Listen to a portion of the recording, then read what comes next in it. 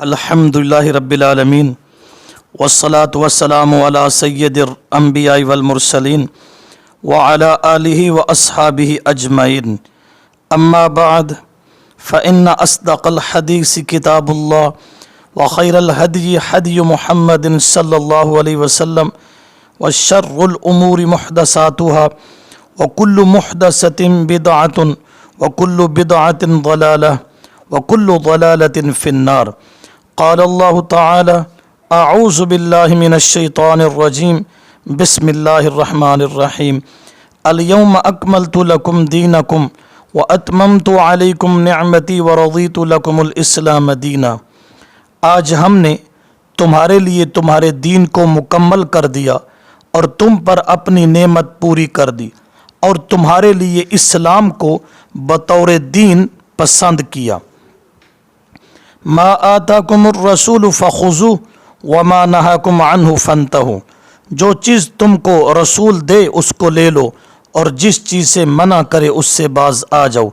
قال النبی صلی اللہ علیہ وسلم من احدث فی امرنا ھذا ما لیس منہ فہو رد، بخاری مسلم۔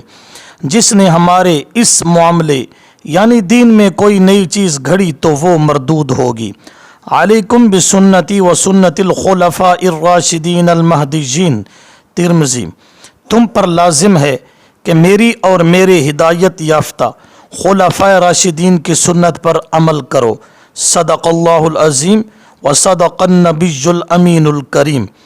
معزز سامعین و حاضرین، اللہ رب العزت کا انگنت اور بے شمار مرتبہ شکر ہے کہ اس نے ہمیں اشرف المخلوقات بنایا، اور یہ بھی اس کا بے پایا اور عظیم احسان اور انعام ہے کہ اس نے ہمیں ایمان اور اسلام کی دولت سے مالا مال فرمایا۔ اور خداوند قدوس کا سب سے اعلیٰ اور بھاری احسان اور انعام یہ ہے کہ ہمیں افضل الانبیاء امام المرسلین خاتم النبیین جناب محمد الرسول اللہ صلی اللہ علیہ وسلم کا امتی بنا کر کنتم خیر امت اخرجت للناس کا سہرہ ہمارے سروں پر سجایا۔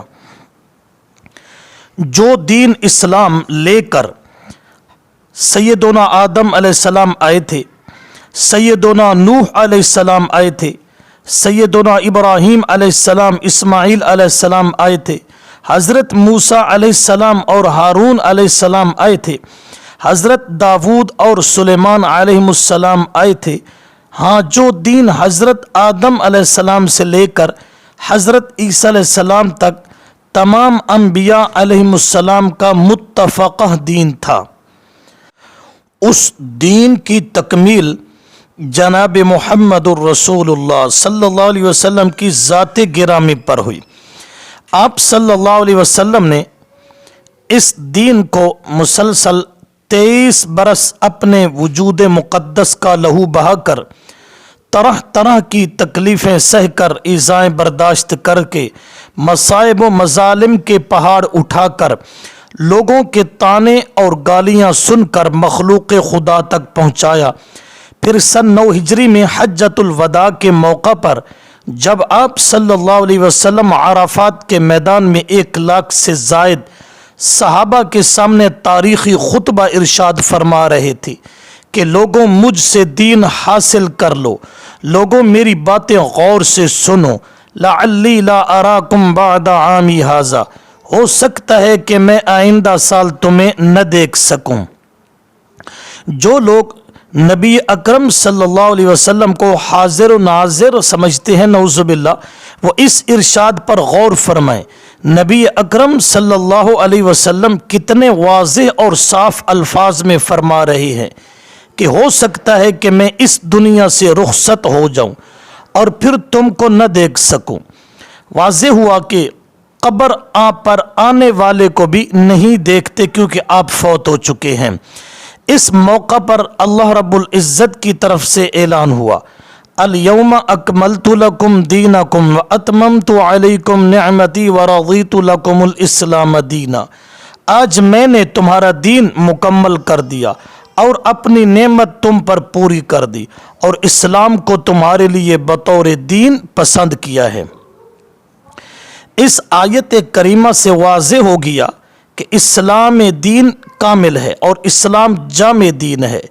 دین اسلام نے زندگی گزارنے کے جتنے گوشے ممکن ہو سکتے تھے ان سب کے لیے کچھ اصول، کچھ قوانین اور کچھ ضابطے بیان کر کے انسان کو دوسرے طور پر طریقوں سے بے نیاز کر دیا۔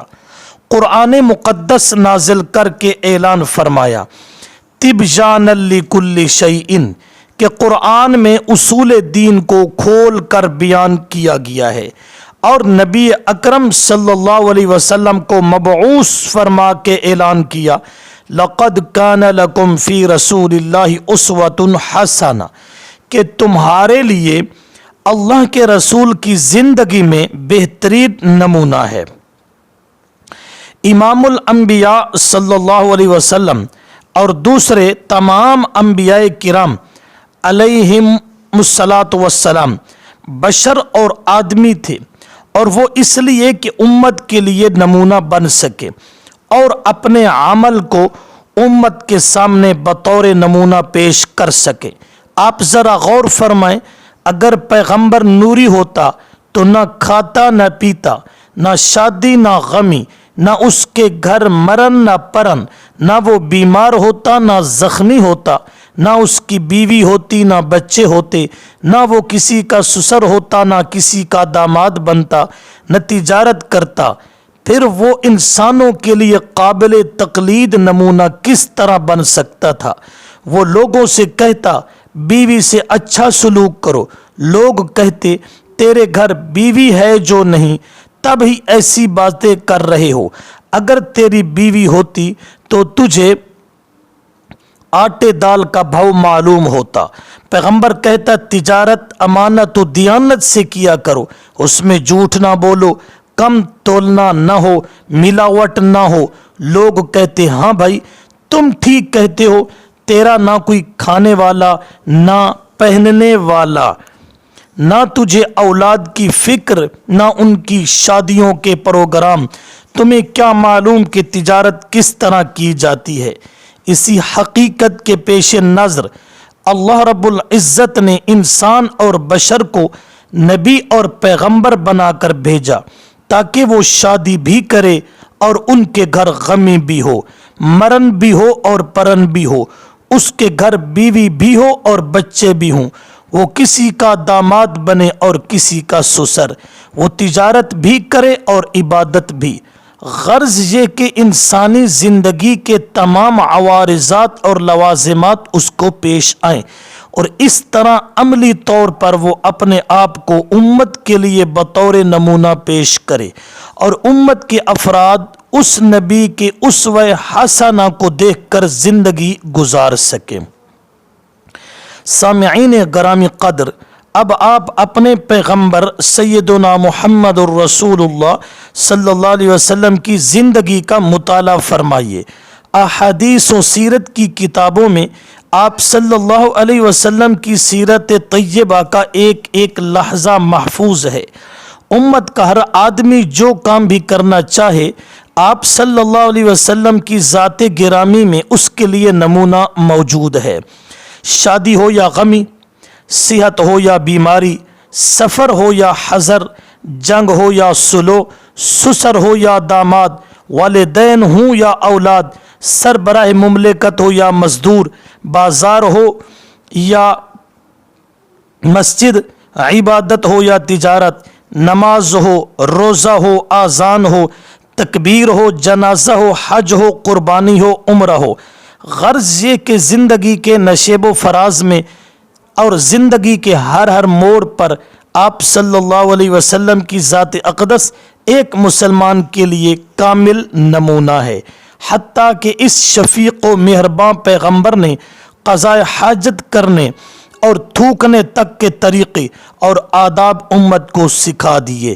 فرمایا کعبہ کی طرف منہ کر کے نہ تھوکنا، کعبہ کی طرف منہ کر کے اور پیٹھ کر کے قضاء حاجت نہ کرنا، راستے میں بیٹھ کر پیشاب نہ کرنا، جس طرف سے ہوا آ رہی ہو اس طرف منہ کر کے بول و براز پیشاب نہ کرنا، جس شفیق پیغمبر نے تھوکنے تک کے، بال کٹوانے اور ناخن ترشوانے تک کے، ہاں جس مشفق پیغمبر نے پیشاب کرنے تک کے آداب اور طریقے امت کو سکھائے، کیا اس پیغمبر نے دین و دنیا کے دوسرے معاملات میں رہنمائی نہ کی ہوگی؟ کیا اس پیغمبر نے عبادت و تجارت، شادی و غمی، اذان و تکبیر، نماز و روزہ کے آداب اور مسائل نہیں سکھائے ہوں گے؟ لازماً سکھائے ہوں گے، اور زندگی گزارنے کے طور طریقے، عبادت و تجارت کے آداب ضرور بتائے ہوں گے۔ اگر یہ صحیح بات ہے، اگر ہمارے رسول کامل ہیں کہ ان پر دین کی تکمیل ہوئی، اگر ہمارے پیغمبر کی زندگی اور سیرت کا ایک ایک لحظہ محفوظ اور قابل عمل ہے، اگر ان کی اتباع اور پیروی کا نام ہی دین ہے، اگر سنت رسول سے اعراض بے دینی ہے، تو پھر یہ حقیقت تسلیم کرنی ہوگی کہ زندگی گزارنے کا ہر گوشہ اور ہر شعبہ اسوہ رسول اور سنت پیغمبر کے مطابق ہوگا تو وہی دین ہوگا۔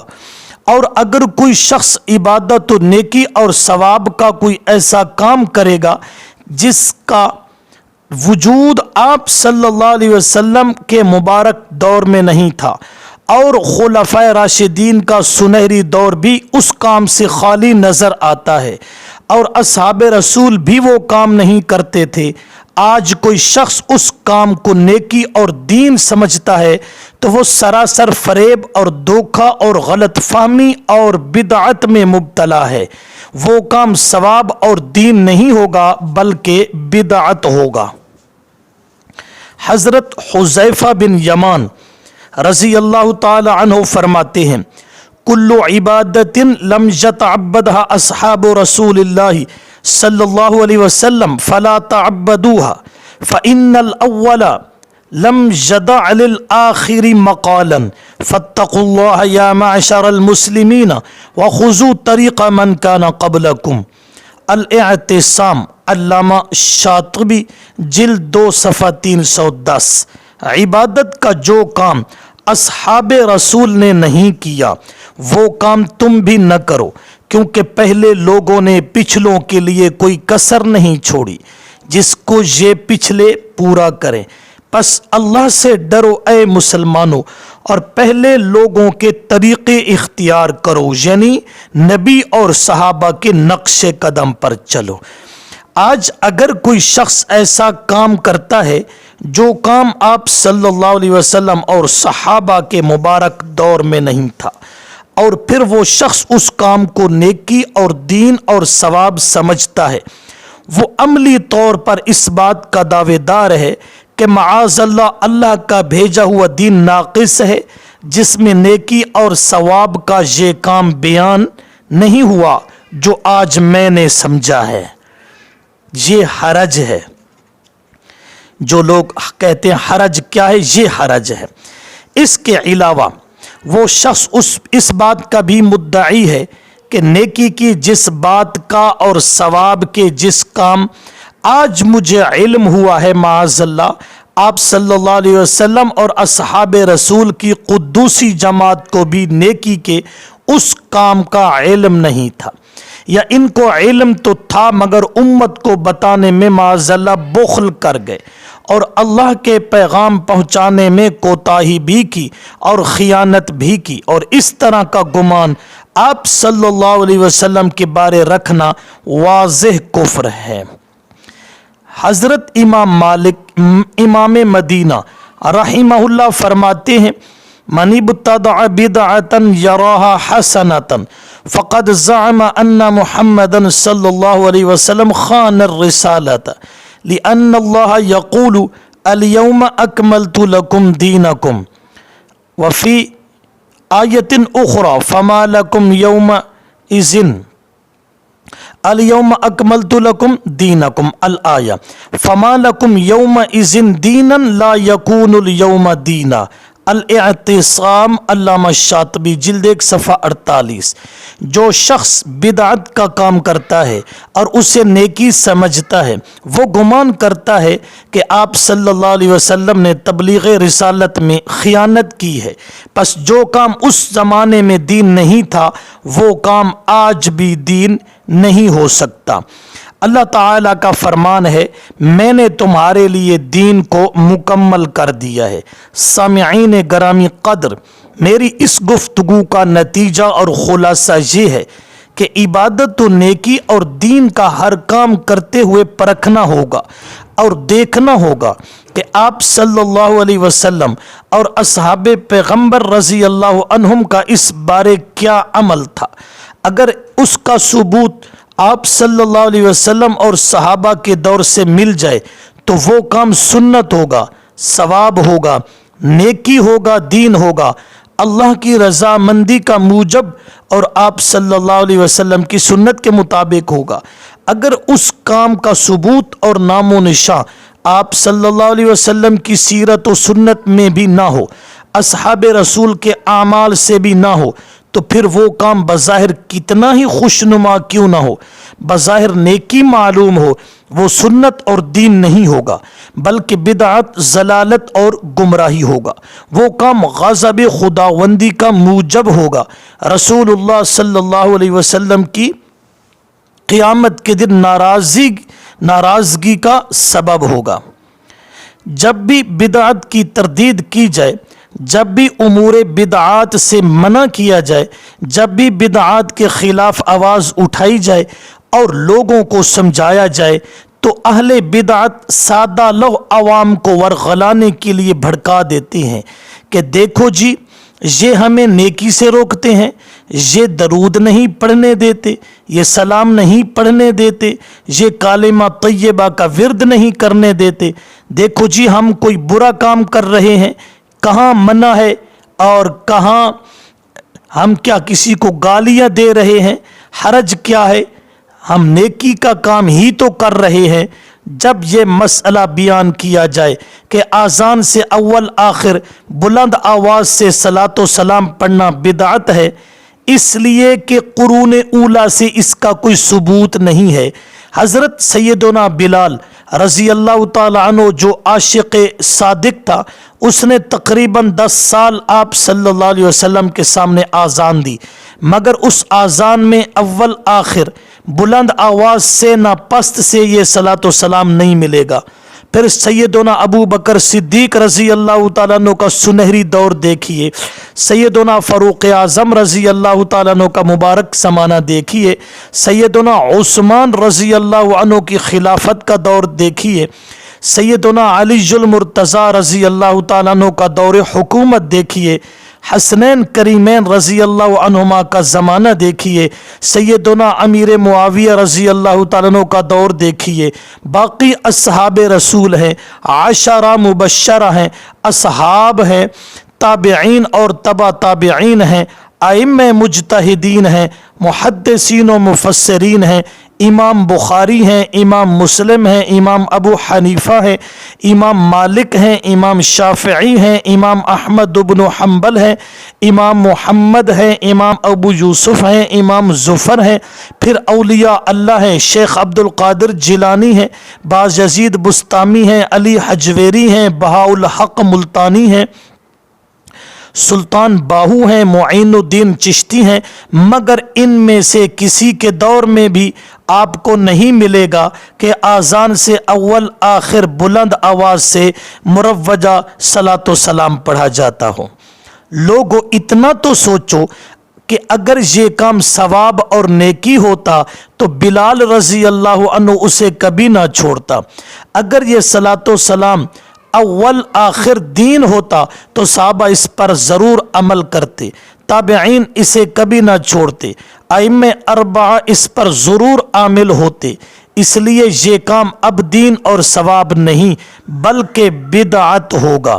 جب کوئی موحد آدمی، کوئی مبلغ اس نکتے پر گفتگو کرتا ہے اور لوگوں کو بدعات سے روکتا ہے اور اہل بدعت اس مبلغ کے فولادی دلائل کا جواب نہیں دے سکتے تو پھر اپنی بدعات کو ثابت کرنے کے لیے ان کے پاس ایک ہی ہتھیار ہوتا ہے کہ ہم درود ہی تو پڑھ رہے ہیں، اور درود پڑھنے کا اللہ نے خود حکم دیا ہے۔ دیکھو جی، یہ ہمیں درود سے روکتے ہیں اور یہ درود کے ہی منکر ہیں۔ میں کہتا ہوں درود شریف کا پڑھنا کار ثواب ہے۔ ایک مرتبہ درود پڑھا جائے تو 10 نیکیاں ملتی ہیں، 10 گناہ معاف ہوتے ہیں، اور جنت میں 10 درجے بلند ہوتے ہیں۔ درود شریف پڑھنا نیکی ہے، مگر جس جگہ اور جس مقام پر آپ صلی اللہ علیہ وسلم نے درود نہیں پڑھا اور نہ پڑھنے کا حکم دیا، اور جس مقام پر اصحاب رسول نے درود نہیں پڑھا اور نہ پڑھنے کا حکم دیا، اس جگہ اور اس مقام پر درود پڑھنا ثواب اور نیکی نہیں بلکہ بدعت ہوگا۔ مثال کے طور پر ایک شخص مرغی ذبح کرتا ہے اور بسم اللہ اللہ اکبر یا بسم اللہ واللہ اکبر کی جگہ درود شریف پڑھ کر چھری چلاتا ہے، بتائیے وہ مرغی حلال ہوگی یا حرام؟ یقیناً آپ کا جواب ہوگا کہ مرغی حرام ہو جائے گی۔ اگر میں کہوں کہ اس شخص نے درود شریف پڑھ کر مرغی ذبح کی ہے، پھر حرام کیوں ہے؟ تم سب لوگ درود کے منکر ہو، گستاخ ہو۔ آپ جواب میں کہیں گے کہ جناب ہم درود کے منکر نہیں ہیں، مگر جس مقام پر اور جس جگہ پر اس شخص نے درود پڑھا ہے وہ مقام درود پڑھنے کا نہیں تھا۔ آپ صلی اللہ علیہ وسلم اور صحابہ کرام رضی اللہ عنہم نے اس مقام پر درود نہیں پڑھا۔ اسی طرح ایک شخص 4 رکعات نماز کی نیت باندھتا ہے، 2 رکعت کے بعد التحیات تشہد تک پڑھنے کے بعد اس نے تیسری رکعت کے لیے اٹھنا ہے، مگر وہ شخص کہتا ہے کہ میرا دل نہیں کرتا کہ آپ صلی اللہ علیہ وسلم پر درود پڑھے بغیر میں اٹھوں، اس لیے میں تو درود پڑھ کر اٹھوں گا۔ آپ بتائیں جس نے جان بوجھ کر یہاں درود پڑھ لیا اس شخص کی نماز ہوئی یا نہیں؟ یقیناً آپ کا جواب ہوگا کہ نماز مکمل نہیں ہوئی، اور اگر اس مقام پر اس نے بھول کر درود پڑھ لیا تو سجدہ صاحب لازم آئے گا۔ کیوں؟ اس لیے کہ جس مقام پر اس شخص نے درود پڑھا ہے اس مقام پر شریعت نے درود پڑھنے کا حکم نہیں دیا، اور درود پڑھنا وہاں ثواب اور نیکی ہوگا جہاں شریعت نے حکم دیا ہے۔ اس لیے یاد رکھیے بدعت ہمیشہ نیکی کا روپ دھار کر آتی ہے، بدعت ہمیشہ دین کے رنگ میں آتی ہے۔ بدعت بدترین اور گھناؤنا گناہ ہے، مگر اس پر کیپسول سنہری چڑھا دیا جاتا ہے۔ اس لیے بدعتی اس کام کو نیکی، ثواب، قرب خداوندی کا ذریعہ اور آپ صلی اللہ علیہ وسلم کی خوشنودی کا سبب سمجھتا ہے۔ جب تک بدعت نیکی کا رنگ نہ اپنائے تو اس وقت تک لوگ اس میں ملوث کس طرح ہوں۔ اسی لیے ہر گناہ گار کو توبہ کی توفیق نصیب ہو جاتی ہے، مگر بدعتی کو توبہ کی توفیق بہت کم نصیب ہوتی ہے۔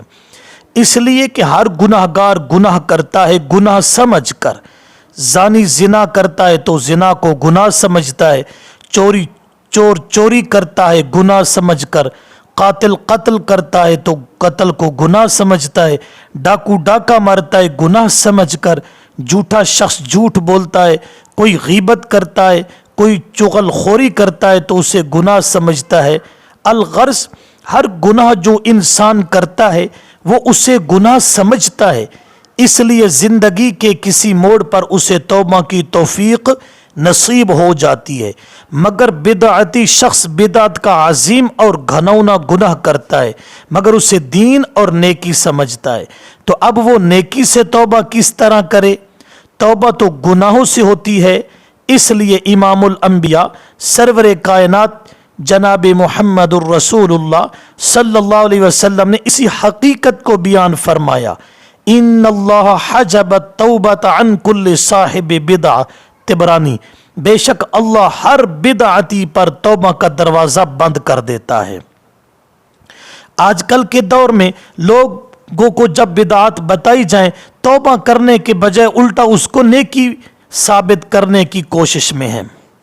سامعین گرامی قدر، میرے عرض کرنے کا مقصد اور میری تقریر کا خلاصہ یہ ہے کہ ہر نیا کام نیکی نہیں ہوگا، اور وہ کام بھی دین اور نیکی نہیں ہوگا جسے ہم نے از خود نیکی اور ثواب سمجھ لیا ہے، بلکہ نیکی وہ ہے جس پر آپ صلی اللہ علیہ وسلم کی مہر لگی ہو، جو اصحاب رسول رضی اللہ عنہم سے ثابت ہو۔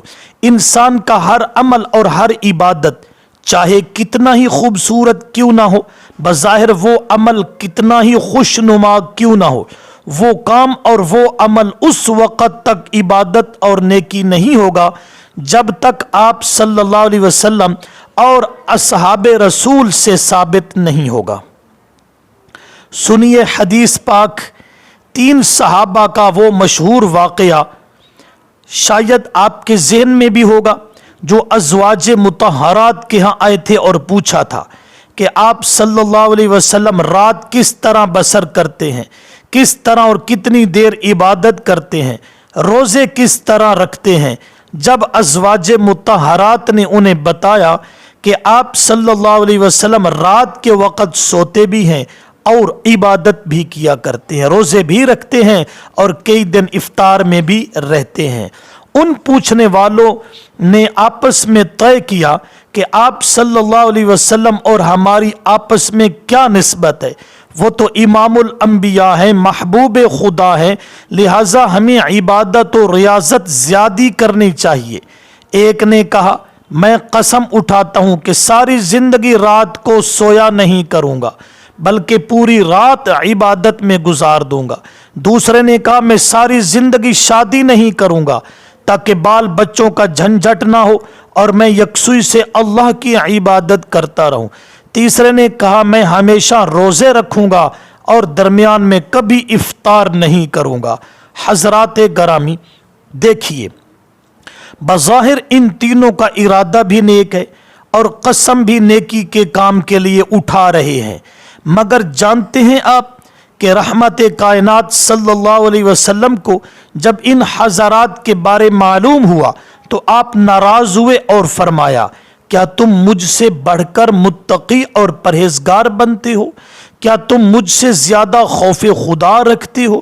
مجھے دیکھو، میں رات کو سوتا بھی ہوں اور جاگ کر عبادت بھی کرتا ہوں، میں روزے بھی رکھتا ہوں اور درمیان میں افطار بھی کرتا ہوں، میں نے شادیاں بھی کی ہیں، اس لیے تم اپنی اپنی قسمیں توڑ کر ان کا کفارہ ادا کرو۔ اس واقعہ سے معلوم ہوا، واضح ہوا کہ نیکی کا ہر کام جو انسان خود تجویز کرتا ہے یا عشق اور محبت رسول کا کام اپنی مرضی سے تجویز کرتا ہے وہ نیکی نہیں بنتا، بلکہ محبت اور عشق رسول اور ثواب وہ کام ہوگا جس پر نبی اکرم اور صحابہ کی مہر تصدیق ثبت ہوگی۔ بات کو سمجھنے اور سمجھانے کے لیے ایک اور واقعہ سنیے۔ خلیفہ رابع داماد نبی سیدنا حضرت علی رضی اللہ تعالی عنہ نے دیکھا ایک شخص نماز عید سے پہلے نفل پڑھ رہا ہے، اور یہ مسئلہ تو آپ کو معلوم ہی ہوگا کہ نماز عید سے پہلے گھر میں اور عیدگاہ میں نفل نہیں پڑھے جا سکتے۔ ہاں، عید کی نماز کے بعد عیدگاہ میں نوافل ادا کرنا جائز نہیں، البتہ گھر میں پڑھے جا سکتے ہیں۔ سیدنا علی المرتضی رضی اللہ تعالی عنہ نے اس شخص کو نوافل پڑھنے سے روکا تو اس شخص نے کہا، یا امیر المؤمنین، انی اعلم ان اللہ تعالی لا يعذب علی الصلاة۔ امیر المؤمنین، آپ نماز پڑھنے سے روکتے ہیں؟ میں کوئی برائی کا کام کر رہا ہوں؟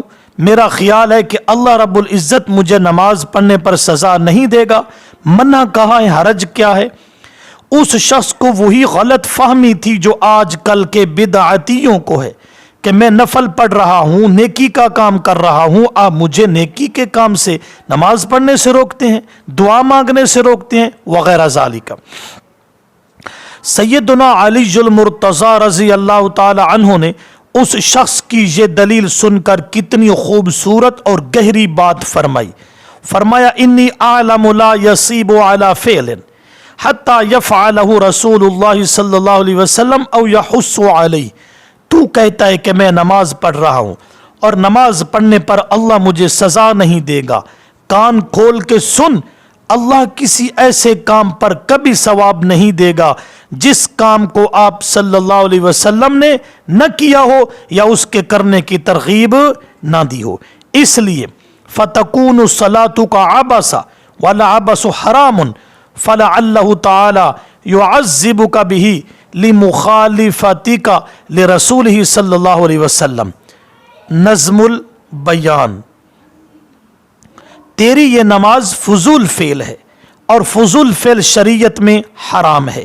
اللہ تجھے اس نماز پر سزا دے گا اس لیے کہ تو نے رسول اللہ صلی اللہ علیہ وسلم کی مخالفت کی ہے. تو اس نماز کو نیکی اور ثواب سمجھ رہا ہے. اس کا مطلب یہ ہوا کہ تم نیکی کے ایک ایسے کام پر مطلع ہو گئے ہو جس کام پر آپ صلی اللہ علیہ وسلم بھی مطلع نہیں ہوئے. اللہ تجھے اس بدعت کے کرنے پر سزا دے گا. تم نے رسول اللہ صلی اللہ علیہ وسلم کی مخالفت کی ہے. بدعتی آپ صلی اللہ علیہ وسلم کا مخالف اور دشمن ہوتا ہے. ایسے کام کو نیکی اور ثواب سمجھ رہے ہو جو آپ صلی اللہ علیہ وسلم سے قولاً اور فعلاً ثابت نہیں ہے.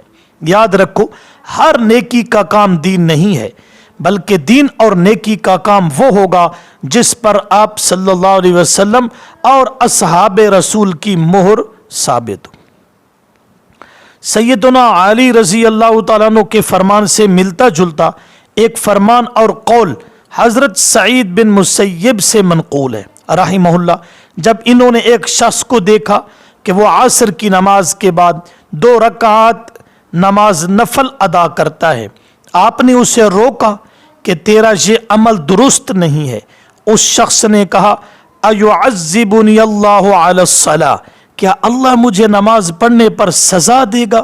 گویا کہ وہ شخص آج کے اہل بدعت کی طرح یہ کہنا چاہتا ہے کہ نماز پڑھنے میں حرج ہی کیا ہے اور منع کہاں ہے؟ نیکی تو ہے، نفل پڑھنا تو کوئی گناہ تو نہیں. میں کوئی برائی کا عمل کر رہا ہوں کہ اللہ مجھے سزا دے گا؟ آپ مجھے نیکی اور نوافل سے روکتے ہیں. تو حضرت سعید رحمہ اللہ نے اس شخص کے جواب میں فرمایا لا وَلَكِنْ يُعَذِّبُكَ بِخِلَافِ السُّنَّةِ. 12 صفحہ 62. لا، یہ میں مانتا ہوں کہ اللہ تجھے نماز پڑھنے پر سزا نہیں دے گا، لیکن اللہ تجھے اپنے محبوب پیغمبر کی سنت کی مخالفت کی وجہ سے ضرور عذاب دے گا کہ تو نے ایک ایسا کام کیا ہے اور اسے نیکی سمجھ رہا ہے جو کام آپ صلی اللہ علیہ وسلم سے صحابہ سے ثابت نہیں. وہ کام اور وہ عمل ہرگز نیکی نہیں ہو سکتا جو آپ اور صحابہ سے ثابت نہ ہو. سامعین گرامی قدر، میں قرون اولا خصوصاً اصحاب رسول کے واقعات پیش کر کے یہ ثابت کر رہا ہوں کہ بدعت ہمیشہ نیکی کا روپ دھار کر آتی ہے. اس لیے ہر کام اور ہر عمل جو بظاہر نیکی اور ثواب معلوم ہو رہا ہو، یہ ضروری نہیں کہ وہ دین بھی ہو، بلکہ وہ کام اور وہ عمل نیکی، ثواب اور دین ہوگا جس پر آپ اور صحابہ کی مہر ہوگی اور جو رحمت کائنات صلی اللہ علیہ وسلم کی سنت سے ثابت ہوگا. ورنہ وہ کام بدعت، ضلالت اور موجب خدا عذاب خداوندی ہوگا. آئیے مشہور صحابی رسول امیر المومنین سیدنا فاروق اعظم رضی اللہ تعالیٰ عنہ کے لائق ترین فرزند ارجمند سیدنا عبداللہ رضی اللہ تعالیٰ عنہ کے چند ارشادات سن لیجئے تاکہ مسئلہ ذرا اور نکھر جائے اور بات واضح ہو جائے. سیدنا عبداللہ بن عمر رضی اللہ تعالی عنہما کے شاگرد حضرت مجاہد تابعی رحمہ اللہ فرماتے ہیں کہ میرے استاذ ابن عمر زندگی کے آخری حصہ میں نابینا ہو گئے تھے۔ میں انہیں پکڑ کر مسجد میں لے جاتا تھا۔ ایک دفعہ ہم مسجد میں داخل ہوئے، آذان ہو چکی تھی کہ ایک شخص نے آذان کے بعد الصلاۃ الصلاۃ کے ساتھ تصویب شروع کر دی، یعنی وہ لوگوں کو نماز کی طرف دعوت دے رہا تھا، لوگوں کو نماز کی طرف بلا رہا تھا۔ حضرت سیدنا ابن عمر نے سنا تو اس شخص سے فرمایا، ارے تم پاگل ہو، تیری آذان میں نماز کی جو دعوت تھی کیا وہ لوگوں کو بلانے کے لیے کافی نہیں تھی؟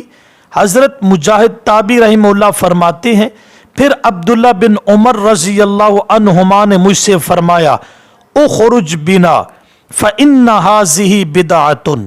سنن ابو داؤد صفحہ 790، صفحہ 79 اور جلد نمبر 1۔ مجھے اس مسجد سے لے چل، اس لیے کہ یہ بدعت ہے، اور جہاں بدعت کا ارتکاب ہو میں وہاں نماز نہیں پڑھنا چاہتا۔ ترمذی کی روایت میں ہے، فرمایا اخرج بنا من عند هذه المبتدع ولم يصلي فيه۔ ترمذی صفحہ 28 جلد 1۔ مجھے اس بدعتی کے ہاں سے لے چل، اور عبداللہ بن عمر نے اس مسجد میں نماز نہ پڑھی۔ سامعین کرام، دیکھا آپ نے، جس شخص نے آذان کے بعد الصلاۃ الصلاۃ کے ساتھ لوگوں کو نماز کی طرف بلایا تھا، اس نے کسی کو گالی تو نہیں دی تھی، اس نے کسی کو برا بھلا نہیں کہا تھا، اس نے بظاہر کوئی برا کام نہیں کیا تھا، نہ حرج تھی نہ منع تھا، نماز جیسی افضل ترین عبادت کے لیے لوگوں کو بلایا تھا، اور وہ الدال علی الخیر کفاعلہ، کہ بھلائی کی دعوت دینے والا بھلائی کرنے والے کی طرح اجر و ثواب پاتا ہے، اس کا مصداق تھا۔ دیکھنے میں اس کا یہ عمل نیکی اور ثواب کا لگ رہا ہے، مگر سیدنا عبداللہ بن عمر رضی اللہ عنہما نے اس شخص کو بدعتی اور اس عمل کو بدعت فرمایا، اور اس مسجد میں نماز پڑھنے کے لیے بھی نہ رکے۔ یہی مجاہد تابعی رحمہ اللہ فرماتے ہیں کہ میں ایک روز مسجد نبوی میں آیا تو دیکھا کہ ابن عمر حجر عائشہ کے قریب بیٹھے ہوئے تھے، والناس یصلون الضحیٰ فی المسجد، اور کچھ لوگ مسجد میں چاشت کی نماز پڑھ رہے تھے۔ ہم نے ابن عمر سے ان لوگوں کی نماز کے بارے میں پوچھا کہ چاشت کی نماز کے لیے مسجد میں اجتماعی حالت سے خاص اہتمام کے ساتھ جمع ہونا کیسا ہے، تو حضرت عبداللہ بن عمر رضی اللہ عنہما نے فرمایا بدعۃ۔ بخاری صفحہ 238 جلد 1، مسلم صفحہ 409، کہ یہ بدعت ہے۔ سیدنا عبداللہ بن عمر رضی اللہ عنہما کے اس ارشاد اور فتویٰ کی تشریح کرتے ہوئے امام نووی رحمہ اللہ نے فرمایا، مرادہ ان اظہارہ فی المسجد والاجتماع لہا بدعۃ لا ان اصل صلاۃ الضحیٰ بدعۃ۔ نووی شرح مسلم صفحہ 409۔ حضرت عبداللہ بن عمر رضی اللہ عنہما کی مراد یہ تھی کہ چاشت کی نماز کو مسجد میں ظاہر کر کے پڑھنا اور اس کے لیے اجتماع اور اہتمام کرنا یہ بدعت ہے۔ عبداللہ بن عمر رضی اللہ عنہما کا یہ مقصد نہیں تھا کہ چاشت کی نماز ہی بدعت ہے۔ اسی طرح سیدنا عبداللہ بن عمر رضی اللہ عنہما، حضرت نافع رحمہ اللہ تابعی کہتے ہیں کہ ایک شخص نے عبداللہ بن عمر کے پہلو میں چھینک ماری اور کہا الحمدللہ والسلام علی رسول اللہ۔ حضرت عبداللہ بن عمر نے یہ جملہ سنا تو فرمایا انا اقول الحمدللہ والسلام علی رسول اللہ، یہ مبارک کلمات تو میں بھی کہتا ہوں، کلمات خوبصورت بھی ہیں، دل پذیر بھی، آنکھوں کی ٹھنڈک بھی ہیں اور دل کا سرور بھی، لیکن لیسا ہاکذا علمنا رسول اللہ صلی اللہ علیہ وسلم، جس موقع پر تم نے یہ کلمات ادا کیے، اس موقع پر آپ صلی اللہ علیہ وسلم نے یہ کلمات نہیں سکھائے، بلکہ علمنا ان نقول الحمدللہ علی کل حال۔ ترمذی جلد 2 صفحہ 98۔ ہمیں یہ سکھایا ہے کہ ہر حال میں الحمدللہ کہیں۔ حضرات گرامی، اندازہ کیجئے والسلام علی رسول اللہ جیسا پاکیزہ اور پیارا جملہ مگر چھینکنے کے بعد عبداللہ بن عمر نے یہ جملہ پسند نہیں فرمایا۔ کیوں؟ صرف اس لیے کہ چھینک کے بعد صرف الحمدللہ کہنا رسول اکرم صلی اللہ علیہ وسلم سے منقول ہے اور اسی پر اکتفا کرنا دین کا تقاضا ہے۔ اب چھینکنے کے بعد کوئی جملہ الحمدللہ سے زائد کہنا ثواب اور نیکی نہیں بنے گا بلکہ بدعت اور گمراہی ہوگا۔ واضح ہوا کہ ہر کام اور ہر عمل نیکی اور دین نہیں ہوگا بلکہ وہ کام دین اور نیکی ہوگا جس پر آپ صلی اللہ علیہ وسلم اور صحابہ کی تصدیق ہوگی۔ آئیے آپ کو ایک اور واقعہ سناتا ہوں، اور یہ واقعہ مشہور صحابی رسول سیدنا عبداللہ ابن مسعود رضی اللہ عنہ سے متعلق ہے۔ ان کو کسی نے اطلاع دی کہ فلاں مسجد کے نمازی نماز کے بعد تسبیح و تحلیل اور تکبیر بلند آواز سے پڑھتے ہیں۔ اب دیکھیے کہ وہ لوگ سبحان اللہ، اللہ اکبر، الحمدللہ اور لا الہ الا اللہ پڑھتے تھے، اور آپ صلی اللہ علیہ وسلم نے نماز کے بعد ان کلمات کے پڑھنے کا حکم بھی دیا ہے۔ یہ کلمات، ان کی تعداد، پڑھنے کا وقت سب شریعت اور سنت رسول سے ثابت ہے، مگر ان لوگوں نے زیادتی صرف اتنی کی تھی کہ بجائے پست آواز کے بلند آواز سے پڑھنے لگے۔ حضرت سیدنا عبداللہ ابن مسعود رضی اللہ تعالیٰ عنہ اس مسجد میں پہنچے تو اتفاق سے وہ لوگ کنکریوں پر یہ کلمات بلند آواز سے پڑھ رہے تھے، جس طرح آج کل کچھ مساجد میں نماز کے بعد یا مخصوص مجالس میں بلند آواز سے ان گٹھلیوں پر یا پتھریوں پر، چھوٹی چھوٹی کنکریوں پر کلمہ طیبہ کا ذکر ہوتا ہے۔ حضرت عبداللہ بن مسعود رضی اللہ تعالی عنہ نے پوچھا، تم ان سنگریزوں پر کیا پڑھ رہے ہو؟ انہوں نے کہا، خداوند قدوس کی تسبیح و تحمید اور تکبیر و تحلیل کرتے ہیں۔ ان کا یہ جواب سن کر عبداللہ ابن مسعود رضی اللہ تعالی عنہ نے فرمایا، من عرفنی فقد عرفنی ومن لم یعرفنی فانا عبداللہ ابن مسعود۔ تم میں سے جو مجھ کو جانتا ہے سو وہ تو جانتا ہے، اور جو نہیں جانتا تو سن لے، میں عبداللہ بن مسعود ہوں، محمد عربی کا غلام ہوں۔ جب تک نبی اکرم صلی اللہ علیہ وسلم کے ساتھ رہا، مسواک اور وضو کا سامان اور مصلی میرے پاس ہوتا تھا۔ میرے متعلق نبی اکرم صلی اللہ علیہ وسلم نے فرمایا تھا کہ ابن مسعود کی کمزور اور نحیف پنڈلیاں قیامت کے دن احد پہاڑ سے زیادہ وزنی ہوں گی۔ میرے متعلق آقائے نامدار نے فرمایا تھا، ما حدثکم ابن مسعود فصدقوہ، ترمذی شریف، کہ جو بات ابن مسعود کہے اس کی تصدیق کیا کرو۔ اپنا تعارف کروانے کے بعد فرمایا، وَيْحَكُمْ يَا أُمَّةَ مُحَمَّدٍ مَا أَسْرَعَ حَلَكَتْكُمْ هَؤُلَاءِ صَحَابَةٌ بَيْنَكُمْ متوافرون وہذا ثیابہ لم تبلّ وآنیتہ لم تکسر، مسند دارمی صفحہ 28۔ تعجب اور افسوس ہے تم پر اے امت محمد، کتنی جلدی ہلاکت و بربادی کے کاموں میں پڑ گئے ہو۔ ابھی تک تمہارے درمیان اصحاب رسول کثرت کے ساتھ موجود ہیں، اور ابھی تک رسول رحمت کے کپڑے پرانے نہیں ہوئے، اور ابھی تک آپ کے برتن نہیں ٹوٹے۔ پھر فتویٰ لگاتے ہوئے فرمایا، فوالذی لا الہ غیرہ، مجھے قسم ہے اس ذات کی جس کے سوا معبود اور مشکل کشا کوئی نہیں، لقد جئتم ببدعۃ ظلمہ، تم نے ایک تاریک اور سیاہ بدعت ایجاد کی ہے۔ مجالس الابرار صفحہ 133۔ تعلمون انکم لأہدی من محمد و اصحابی، تم نے یہ کام کر کے ثابت کیا ہے کہ تم محمد عربی اور ان کے صحابہ سے بڑھ کر ہدایت یافتہ ہو۔ پھر فرمایا، لقد جئتم ببدعۃ عظمی، تم نے ایک بہت بڑی بدعت ایجاد کی ہے۔ وَلَقَدْ فَضَّلْتُمْ أَصْحَابَ مُحَمَّدٍ عِلْمًا، کیا تم علم میں آپ صلی اللہ علیہ وسلم اور صحابہ سے بڑھ گئے ہو۔ احکام الاحکام جلد 1 صفحہ 52۔ سامعین گرامی، اندازہ لگائیں آپ سبحان اللہ، الحمدللہ، اللہ اکبر اور لا الہ الا اللہ، کتنے فضائل ہیں، یہ کتنے بابرکت کلمات ہیں، ان کلمات کو پڑھنے پر کتنا اجر و ثواب ملتا ہے۔ مگر جب ان لوگوں نے ان کلمات کو پڑھنے کے لیے ایک مخصوص حیت اور مخصوص صورت اور مخصوص شکل بنائی اور بجائے پست آواز سے پڑھنے کے بلند آواز سے پڑھنا شروع کیا، تو ابن مسعود نے ان کے اس فعل اور عمل کو گمراہی سمجھا، تاریک بدعت اور بدعت عظمی کا فتویٰ لگایا۔ کیوں؟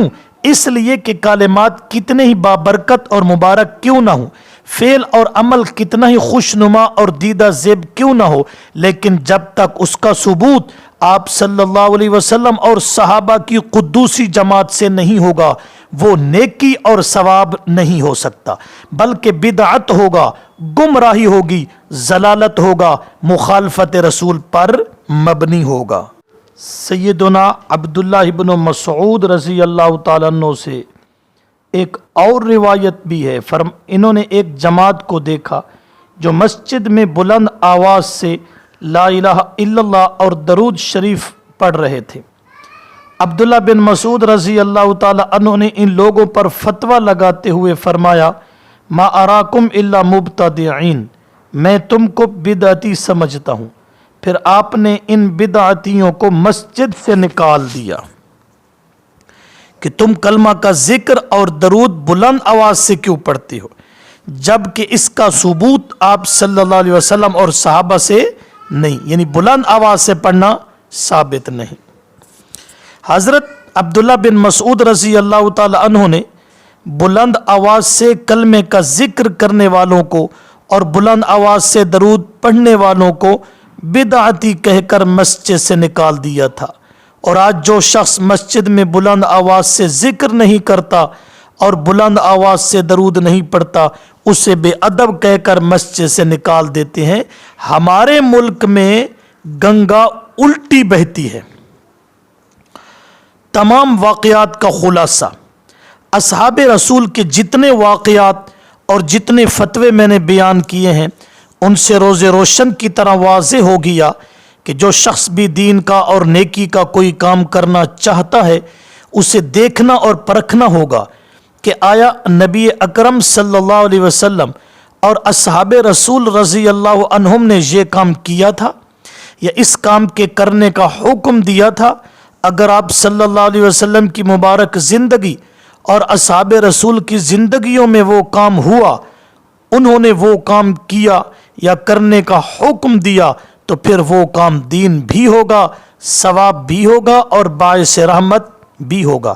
لیکن اگر وہ کام آپ صلی اللہ علیہ وسلم سے ثابت نہیں، آپ نے اس کام کے کرنے کا حکم نہیں دیا اور اصحاب رسول کے زمانے میں وہ کام نہیں ہوا، حالانکہ سبب موجود تھا، وہ یہ کام کر سکتے تھے مگر انہوں نے نہیں کیا، تو وہ کام بظاہر کتنا ہی خوبصورت اور خوشنما کیوں نہ ہو، وہ کام بظاہر نیکی اور ثواب کا کام لگ رہا ہو، وہ نیکی اور ثواب نہیں ہوگا بلکہ بدعت اور ضلالت ہوگا، باعث ذلت اور موجب عذاب ہوگا، اسے عشق اور محبت کی دلیل نہیں سمجھا جائے گا۔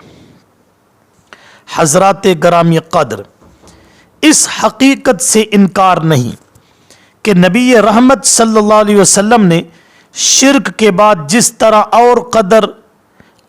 قدر تردید اور مذمت بدعت اور اہل بدعت کی فرمائی ہے، شاید ہی کسی دوسرے گناہ کی اتنی تردید فرمائی ہو، اور بدعت کی شدید ترین تردید اور مذمت کی بھی ضرورت تھی، کیونکہ بدعت سے دین کا اصلی حلیہ اور نقشہ بدل جاتا ہے، اور اصل و نقل اور حق و باطل میں کوئی تمیز باقی نہیں رہتی، اور پھر بدعت سے یہ احساس ابھرتا ہے کہ اللہ رب العزت اور رسول اکرم صلی اللہ علیہ وسلم سے کچھ ایسی باتیں بیان کرنے سے رہ گئی ہیں جن کے کرنے سے بڑا اجر و ثواب ملتا ہے۔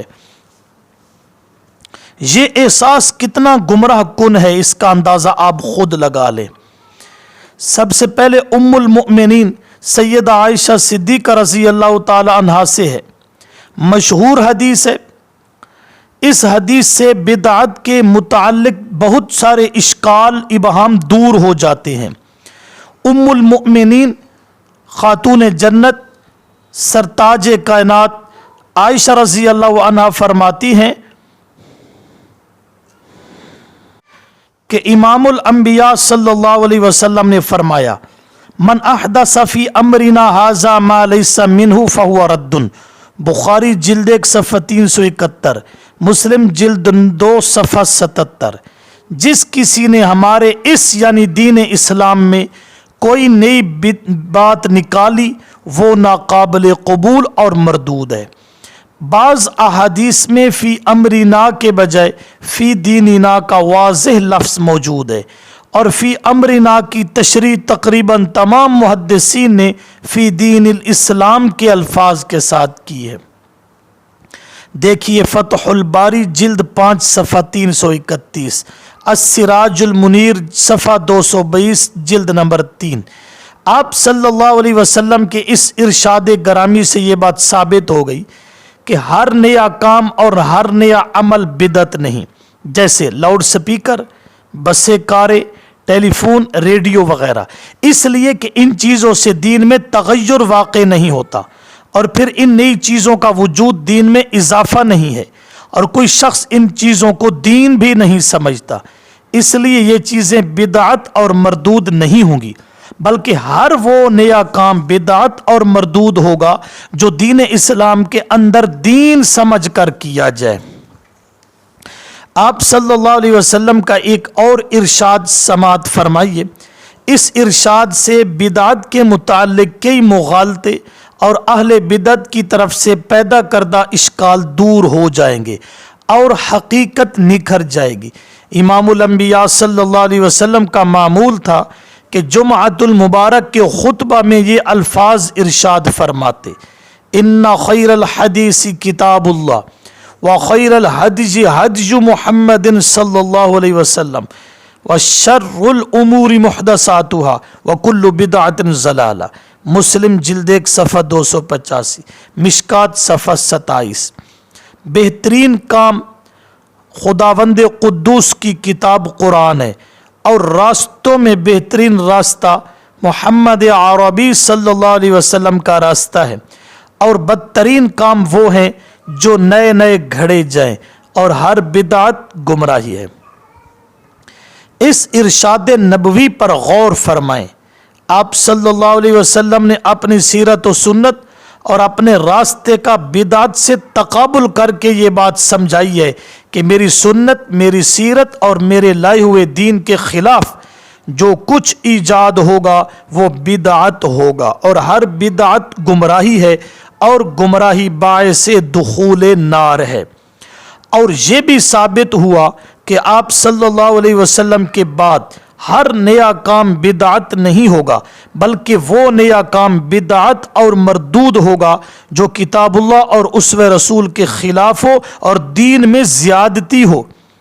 اس حدیث سے تیسری یہ بات واضح ہوئی کہ کل بدعت ضلالہ، ہر بدعت گمراہی ہے۔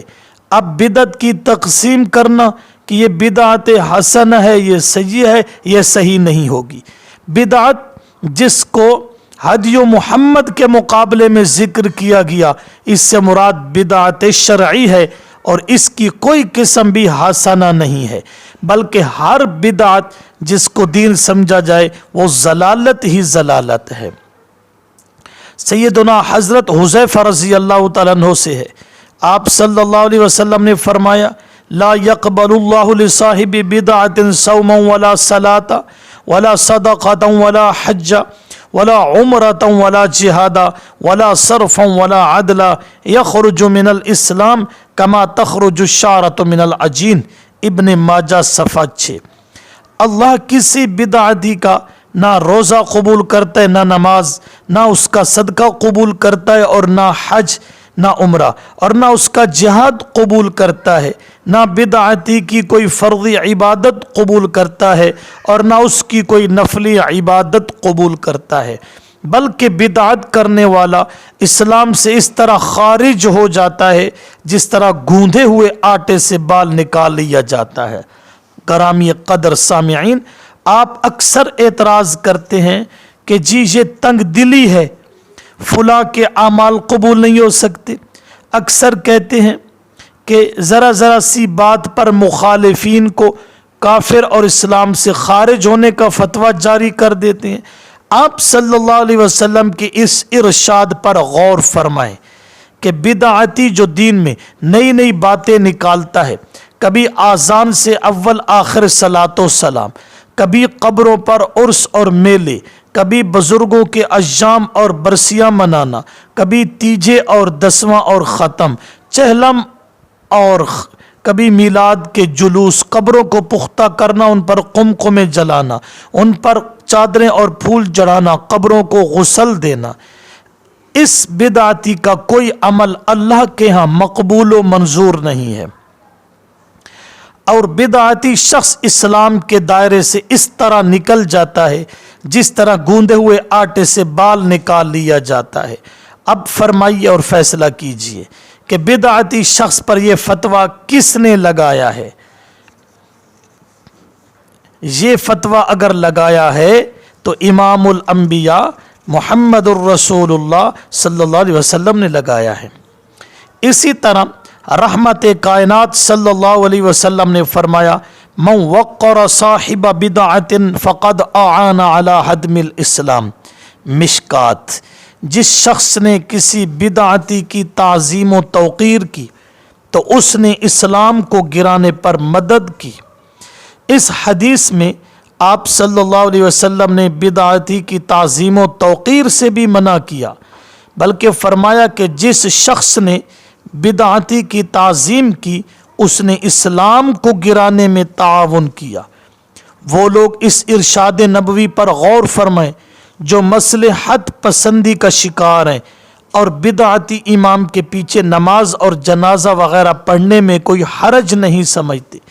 کیا کسی کو امام بنانا اس کی تعظیم کرنا نہیں ہے؟ آپ صلی اللہ علیہ وسلم نے بدعتی شخص کی تعظیم و احترام کرنے سے منع فرمایا ہے۔ ہر مومن اور مسلم کی خواہش ہے کہ روز محشر رحمت کائنات صلی اللہ علیہ وسلم کے مبارک ہاتھوں سے حوض کوثر سے ایک گھونٹ پانی بھی نصیب ہو جائے، مگر بدعتی اتنا بدقسمت اور بدبخت ہے کہ حوض کوثر سے محروم رہے گا اور وہاں سے دھتکار دیا جائے گا۔ آپ صلی اللہ علیہ وسلم نے فرمایا میں حوض کوثر پر تم سب سے پہلے پہنچوں گا، جو میرا امتی حوض کوثر کی طرف آئے گا اور جام پی لے گا لم یظمأ ابدا، اسے پھر حشر کی پیاس کبھی محسوس نہ ہوگی۔ پھر میں دیکھوں گا کہ کچھ لوگ حوض کوثر کی طرف آئیں گے، میرے اور ان کے درمیان پردہ حائل ہو جائے گا، میں کہوں گا اصحابی انہم منی، یہ تو میرے امتی لگتے ہیں، ان کی ظاہری شکل و صورت تو میرے ساتھیوں سے ملتی جلتی ہے، یہ تو میرے امتی معلوم ہوتے ہیں، ان کو آنے دو، میں انہیں حوض کوثر سے جام پلاؤں۔ فرشتے جواباً کہیں گے انک لا تدری ما احدثوا بعدک، بخاری شریف۔ اے اللہ کے پاک پیغمبر، آپ نہیں جانتے تھے ان لوگوں نے آپ کے بعد آپ کے دین میں کتنی تبدیلیاں کی تھی، نئی باتوں کو نکالا تھا، یہ بدعتی لوگ ہیں۔ اللہ کے پیغمبر نے فرمایا کہ میں قیامت کے دن فرشتوں کا یہ جواب سن کر کہوں گا سحقاً سحقاً لمن غیر بعدی دینا، لعنت اور پھٹکار ہو اس شخص کے لیے جس نے نئی باتیں گھڑ کر میرے مکمل شدہ دین کو بدل دیا۔ گرامی قدر، بدعتی حوض کوثر سے محروم، رب کی رحمت سے دور، لعنت خداوندی کا مستحق ہوتا ہے۔ جہاں بدعت کی وہاں بہت ساری خرابیاں اور نقصانات ہیں، ان میں سے ایک بہت بڑے نقصان اور بہت بڑی خرابی کا ذکر آپ صلی اللہ علیہ وسلم نے فرمایا ما احدث قوم بدعہ الا رفع مثلها من السنہ فتمسک بسنت خیر من احداث بدعہ، مسند احمد صفحہ 105۔ جو قوم بھی بدعت ایجاد کرے گی تو اس کے بدلے اسی مقدار میں سنت اس قوم سے اٹھا لی جائے گی۔ اس لیے سنت کو مضبوط پکڑنا بدعت ایجاد کرنے سے بہتر ہے۔ حضرات گرامی، ایک لمحہ کے لیے آپ اپنے ماحول کا جائزہ لیں اور اپنے ارد گرد نت نئی ایجاد ہونے والی بدعات کو دیکھیں تو آپ کو روز روشن کی طرح اس حدیث کا مفہوم اور مطلب سمجھ آ جائے گا کہ جہاں بدعت رائج ہوتی ہے وہاں سے اللہ رب العزت سنت جیسی پیاری چیز کو اٹھا لیتے ہیں۔ ذرا غور کریں، آذان سے اول آخر جب مروجہ صلاۃ و سلام کی بدعت ایجاد ہوئی اور ہمارے ملک میں رواج پذیر ہوئی وہ صلاۃ و سلام کہ جس میں نہ آل محمد کا ذکر ہے نہ اصحاب محمد کا تذکرہ ہے، جب بدعت ایجاد ہوئی تو آذان کے بعد دعا پڑھنے کی سنت اہل بدعت سے اٹھا لی گئی۔ اسی طرح سنت یہ تھی کہ آذان میں جب آپ صلی اللہ علیہ وسلم کا نام نامی اسم گرامی آئے تو درود پڑھو، مگر بدعتی آپ کا نام سن کر انگوٹھے چومنے میں مشغول ہو جاتے ہیں۔ جب انگوٹھے چومنے والی بدعت رائج ہوئی تو درود پڑھنے والی سنت ان سے اٹھا لی گئی۔ اسی طرح سنت یہ تھی کہ قبریں کچی رکھی جائیں اور ایک بالشت سے اونچی قبر نہ ہو، مگر اہل بدعت نے قبروں کو پختہ اور چونا گچ بنانا شروع کیا۔ جب بدعتی حضرات قبروں کو پختہ اور سنگ مرمر سے بناتے ہیں تو کچی قبروں والی سنت رخصت ہو گئی۔ آپ صلی اللہ علیہ وسلم کا ارشاد ہے، نہا رسول اللہ ان یجسس القبر وان یبنى علیہ وان یقعد علیہ، مسلم جلد 1 صفحہ 212، مشکات 1 صفحہ 148 جلد 1۔ رسول اکرم صلی اللہ علیہ وسلم نے منع فرمایا ہے قبر کو پختہ بنانے سے اور اس پر عمارت بنانے سے اور قبر پر بیٹھنے سے۔ سیدنا علی رضی اللہ تعالی عنہ نے ایک موقع پر اپنے شاگرد سے کہا، الا ابعثک علی ما بعثنی بہ رسول اللہ صلی اللہ علیہ وسلم اللہ تدع تمثالا الا تمستہ ولا قبرا مشرفا الا سویتہ، کیا میں تجھ کو اس کام کے لیے نہ بھیجوں جس کام کے لیے آپ صلی اللہ علیہ وسلم نے مجھے بھیجا تھا کہ ہر فوٹو اور مجسمے کو مٹا دوں اور ہر اونچی قبر کو برابر کر دوں۔ اسی طرح سنت یہ تھی کہ میت کو دفن کر چکنے کے بعد اور قبر پر مٹی ڈالنے کے بعد اس کے سرہانے اور پاؤں کی جانب کھڑے ہو کر سورہ بقرہ کا ابتدائی رکوع اور آخری رکوع پڑھا جائے اور پھر میت کے لیے دعائے مغفرت کی جائے، مگر اہل بدعت نے قبر تیار ہونے کے بعد قبر پر آذان دینے کی بدعت ایجاد کی۔ اب جب سے یہ بدعت ایجاد ہوئی تو دعا والی سنت اور سورہ بقرہ کے پہلے اور آخری رکوع کے تلاوت والی سنت اٹھ گئی ہے۔ اسی طرح سنت طریقہ یہ تھا کہ قبرستان جاؤ اور وہاں جا کر عبرت حاصل کرو اور میت کے لیے بخشش کی دعا کرو، مگر بدعتی لوگ بزرگان دین کے لیے دعائے بخشش مانگنے کا تصور بھی نہیں کرتے۔ بدعتی ان کے لیے دعا نہیں مانگتے بلکہ ان سے اپنے حق میں دعا کی درخواست کرتے ہیں۔ جب سے یہ بدعت رائج ہوئی تو میت کے لیے دعا مانگنے والی سنت اٹھ گئی۔ حالانکہ نماز جنازہ میں چاہے وہ نماز جنازہ کسی ولی کا ہو یا پیر کا، چاہے کسی عالم کا ہو یا زاہد کا، چاہے کسی صالح کا ہو یا شہید کا، چاہے کسی امام کا ہو یا فقیر کا، چاہے کسی تابعی کا ہو یا صحابی کا، نماز جنازہ کی نیت کرتے ہوئے کہا جاتا ہے 4 تکبیر نماز جنازہ فرض کفایہ، ثنا واسطے اللہ کے، درود واسطے نبی اکرم صلی اللہ علیہ وسلم کے اور دعا واسطے حاضر اس میت کے۔ جنازہ میں بھی دعا میت سے نہیں کروائی جاتی بلکہ میت کے لیے دعا کی جاتی ہے، مگر بدعتی اس سنت کے قریب بھی نہیں جاتا، وہ اولیاء اللہ کے مزاروں پر جاتا ہے اس لیے کہ ان سے اپنے حق میں دعا کرے۔ سامعین گرامی قدر، اگر کلمہ پڑھنے والے کو حقیقی معنی میں امام الانبیاء صلی اللہ علیہ وسلم سے پیار ہے اور اگر واقعی اس کا عشق صادق ہے تو پھر اس پر لازم ہے کہ عبادات و معاملات میں، شادی و غمی میں، آذان و تکبیر میں، نماز عید و جنازہ میں، کفن و دفن میں، تجہیز و تکفین میں، تعزیت و تہنیت میں، تجارت و حرفت میں، بادشاہی و غلامی میں، غرض یہ کہ زندگی کے ہر موڑ پہ دین کا کام کرتے ہوئے سنت نبوی، اسوہ رسول کی اتباع اور فرما برداری پیغمبر کرنا ہوگی، اصحاب رسول کی قدوسی جماعت کے نقش قدم پر چلنا ہوگا۔ جو کچھ انہوں نے کیا وہی دین ہے، اور جس کام اور جس عمل اور جس فعل کا ثبوت آپ صلی اللہ علیہ وسلم اور صحابہ سے نہیں، بظاہر وہ کام کتنا ہی خوبصورت، خوشنما اور نیکی کا معلوم ہوتا ہو، وہ دین نہیں ہوگا، وہ باعث اجر و ثواب نہیں ہوگا، بلکہ بدعت ہوگا جو باعث عذاب اور موجب غضب خداوندی ہوگا۔ اللہ تعالی ہم سب کو بدعات سے اجتناب کرنے اور سنت کی پیروی کرنے کی توفیق عطا فرمائے۔ وآخر دعوانا ان الحمد للہ رب العالمین۔